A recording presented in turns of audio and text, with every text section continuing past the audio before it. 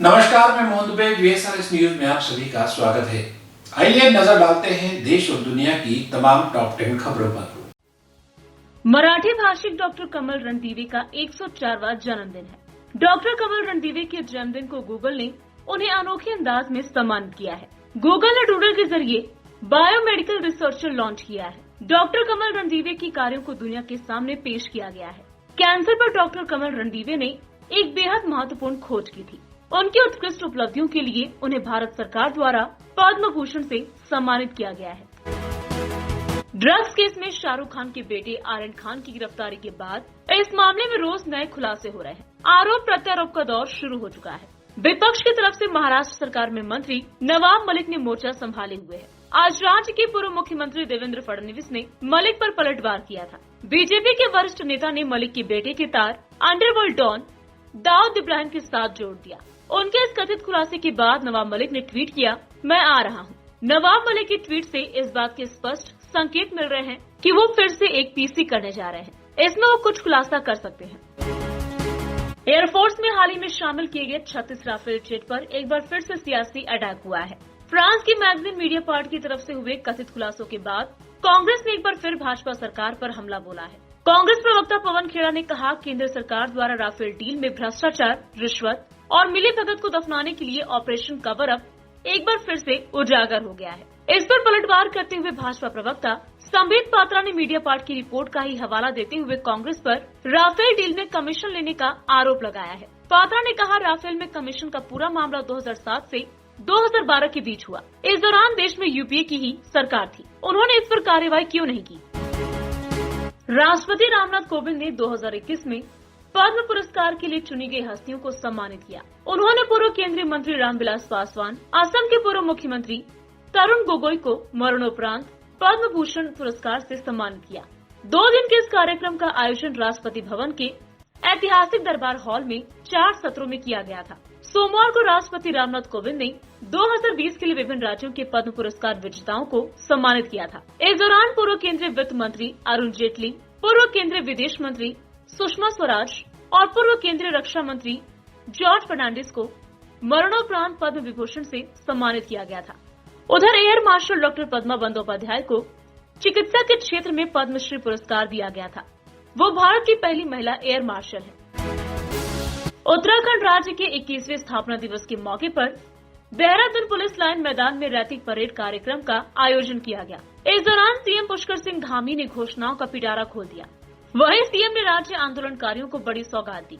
CM Pushkar Singh Dhami ने राज्य निर्माण में योगदान देने वाले शहीदों को नमन किया। उन्होंने कहा कि उत्तराखंड लगातार प्रगति की ओर बढ़ रहा है। केंद्र सरकार का इसमें पूरा सहयोग रहा है।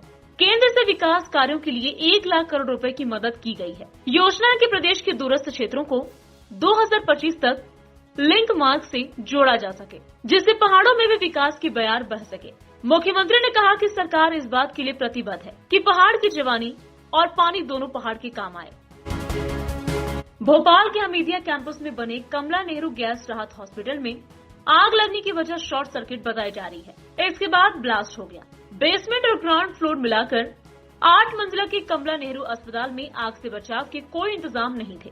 फायर कर्मियों ने अस्पताल में लगे ऑटोमेटिक हाई ट्रेंड को देखा तो वो खराब पड़ा था।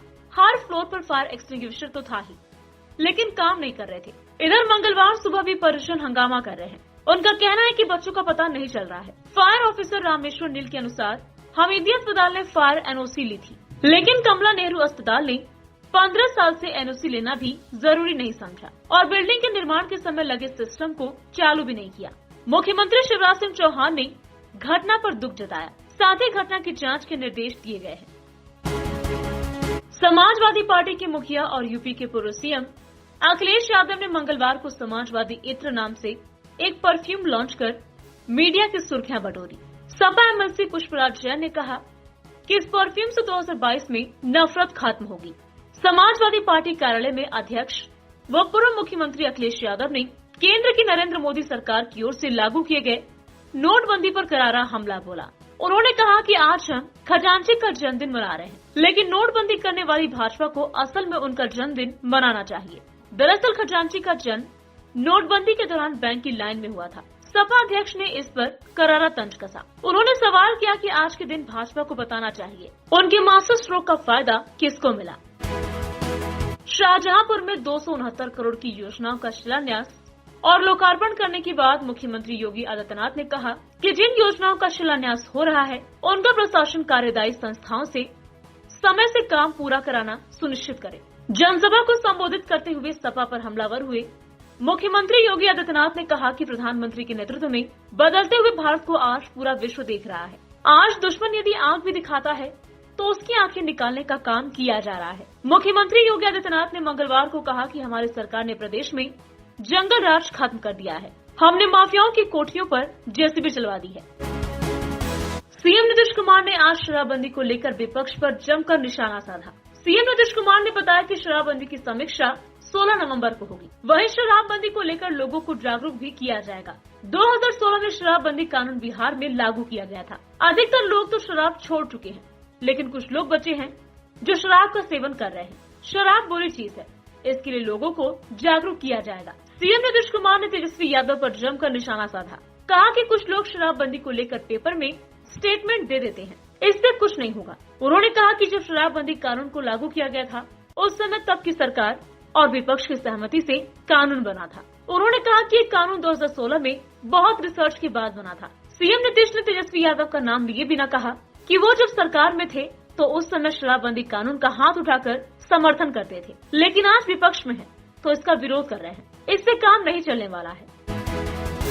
महाराष्ट्र विधानसभा में नेता प्रतिपक्ष और पूर्व मुख्यमंत्री देवेंद्र फडणवीस ने अपने प्रेस कॉन्फ्रेंस में विस्फोटक खुलासे किए। देवेंद्र फडणवीस ने अंडरवर्ल्ड कनेक्शन होने का नवाब मलिक पर गंभीर आरोप लगाया है। देवेंद्र फडणवीस ने आरोप लगाया कि नवाब मलिक ने दाऊद इब्राहिम की बहन हसीना पारकर के सबसे करीबी शख्स सलीम पटेल और मुंबई ब्लास्ट का आरोपी शाह वली खान से कौड़ियों के मोल जमीन खरीदी है। कुरला में 3.5 करोड़ की जमीन की सिर्फ 30 लाख में डील हुई और 20 लाख पेमेंट किए गए, यानी सिर्फ 25 रुपए स्क्वायर फुट में अंडरवर्ल्ड के लोगों से नवाब मलिक और उनके परिवार ने जमीन खरीदी है। फडणवीस ने आरोप लगाया है कि ऐसे 1-2 नहीं बल्कि कम से कम 4 प्रॉपर्टियां नवाब मलिक परिवार द्वारा खरीदी गई हैं, जिनका सीधा संबंध अंडरवर्ल्ड के लोगों से है, टाटा के आरोपी से है।